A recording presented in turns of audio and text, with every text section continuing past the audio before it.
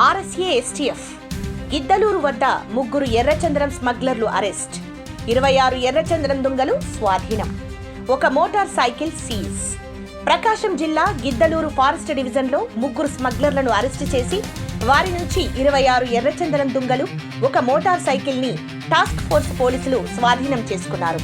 Task force head Shri L Subbarayudu గారి ప్రత్యేక కార్యాచరణలో భాగంగా task force SP Shri P Srinivas గారి ఆధ్వర్యంలో డీఎస్పీ ఎండి షరీఫ్ మార్గనిర్దేశకత్వంలో Kadapa sub control RSI P Naresh team బుధవారం రాత్రి నుంచి ప్రకాశం జిల్లా గిద్దలూరు ఫారెస్ట్ రేంజ్లోని బెస్తవారిపేట అటవీ పరిధిలో కూంబింగ్ చేపట్టారు.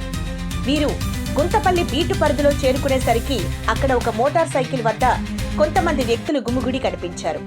వారిని సమీపించడంతో పోలీసులను చూసి పారిపోసాగారు. అయితే వారిని వెంబడించిన టాస్క్ ఫోర్స్ సిబ్బంది 3ని పట్టుకున్నారు.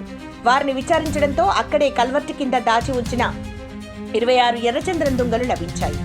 పట్టుబడిన వారిని ప్రకాశం జిల్లా వాసులుగా గుర్తించారు. వారిని దుంగలతో పాటు మోటార్ సైకిల్ ని Tirupati task force police station కి తరలించారు. 3ని డీఎస్పీ శ్రీనివాస్ రెడ్డి, ఏసీఎఫ్ శ్రీనివాస్ విచారించగా head constable Subrahmanyam Raju case నమోదు చేసుకుని దర్యాప్తు చేస్తున్నారు.